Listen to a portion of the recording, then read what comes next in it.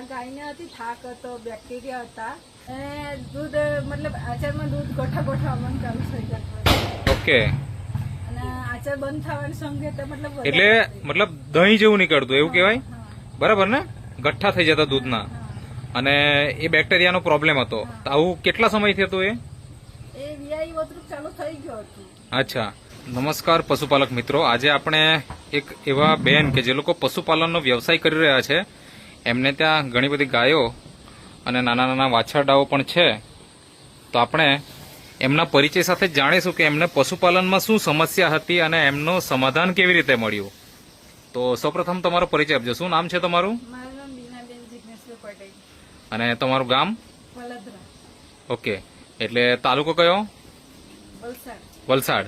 અને જિલ્લો પણ વલસાડ જ, બરાબર ને? ફલદરામાં કયું ફળિયું કહેવાય? અટાર ફળિયું. એટલે આમ જોવા જઈએ તો જલારામ બાપાના જે મંદિરે જે રસ્તો જાય, જે અંદર આવવાનો હોય એ જ રસ્તા, મતલબ અંદર જે ફળિયું આવેલું એ જ છે ને તમારું, બરાબર ને?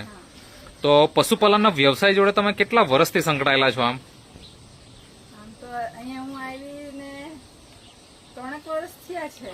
ઓકે. પહેલાથી હતા જ અહીંયા. અચ્છા, મતલબ કે તમે અહીંયા સાસરે આવ્યા, તમારા લગ્ન થયા પછી પહેલાથી જ મતલબ ચાલતું હતું? ચાલતું છે. અચ્છા, તો તમે 3 વર્ષથી તમે સંભાળો છો, બરાબર. તો મને એ જણાવો કે આજે પશુપાલનમાં ઘણી બધી સમસ્યાઓ આવતી હોય, તો તમારે ત્યાં પશુપાલનમાં કોઈ સમસ્યા આવી ખરી? હા હતી. આ ગાયને હતી થાક હતો, બેક્ટેરિયા હતા. અચ્છા, થાક લાગતો હતો. થાક લાગતો હતો.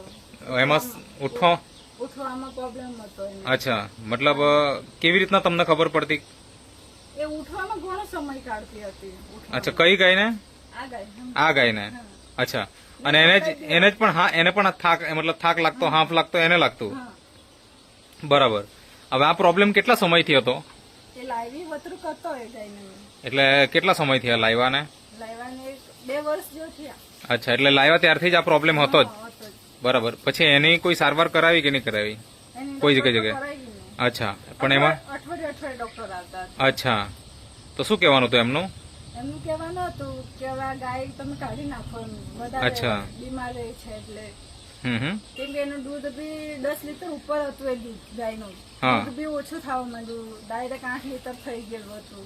અચ્છા. અને આચારમાં બી પ્રોબ્લેમ હતા એના. શું હતું આચળમાં પ્રોબ્લેમ? બેક્ટેરિયાનું હતું. એટલે એનાથી શું થતું?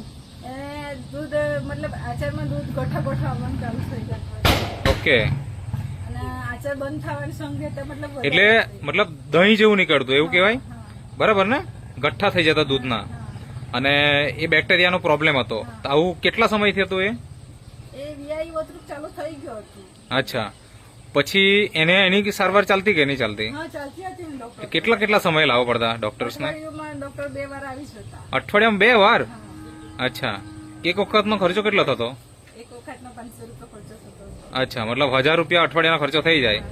તો દૂધ, અચ્છા, તો મતલબ આ જે ગાય છે એ તમને ફાયદા કરતા નુકસાન વધારે કરાવતી એવું કહી શકાય, બરાબર ને? હવે અત્યારે હાલમાં કેવું છે? અત્યારે ગાયને સારું છે. હવે દૂધના ગઠ્ઠા મતલબ થાય એવું નથી થતું. અને જે તમે કીધું કે ગાય એકવાર બેસી જાય તો ઊભી થવા ટાઈમ લાગતો, તો અત્યારે હવે સારું છે, બરાબર છે. તો એ સારું છે એનાથી થયું એ થોડીક વાત કરો. આ જે છે પેટવેટ, એનાથી આ પશુઓને જે બીમારી હતી એ સારી થઈ ગઈ, મતલબ દૂધના ગઠ્ઠા થવા કે પછી જે કમજોરી હતી એ બધું સારું થઈ ગયું ને? અચ્છા, તો કેટલા સમય પછી આ વાપરવાનું ચાલુ કર્યું અને કેટલા સમય પછી આની રાહત થઈ? મહિનામાં મને રિઝલ્ટ મળી ગયું. મહિનાની અંદર જ? મળી ગયું. અચ્છા, એટલે આ ડબ્બો પૂરો થયો કે એ પહેલા જ? ના, ડબ્બો પૂરો થયો, મતલબ પૂરો થતા રિઝલ્ટ મળી ગયું મને. ઓકે, તો મતલબ મહિનાની અંદર રિઝલ્ટ મળી ગયું કહેવાય, બરાબર. અને આ ખવડાવવાનું ચાલુ કર્યા પછીથી ગઠ્ઠાવાળો પ્રોબ્લેમ પાછો આવ્યો? ડોક્ટરને બોલાવવું પડ્યું ખરું? નહીં, બિલકુલ નહીં, બરાબર. તો અત્યારે હાલમાં તમે, તમારે ત્યાં કેટલી ગાયો છે? 6 ગાયો છે. તો તમે બધાને જ ખવડાવો છો કે કેવું? અત્યારે ગાભણ ગાય હતી એને ખવડાવ્યું તો તેનું આ વાછરડું છે. અચ્છા, સારી રીતે. ઓકે. અત્યારે તેનું પણ 9 લીટર દૂધ છે અત્યારે. અચ્છા, તો મતલબ બધી જ ગાયોને તમે ખવડાવો છો, બરાબર. તો એનાથી તમને એક તો દૂધમાં ફાયદો થયો હશે? લીટર દૂધનો ફાયદો. લીટર સુધી દૂધનો ફાયદો થયો. બીજું ફેટમાં કઈ? ફેટમાં બી સારું છે. ઓકે. અને જે તંદુરસ્તીનો પ્રોબ્લેમ હતો એ પણ દૂર થઈ ગયો.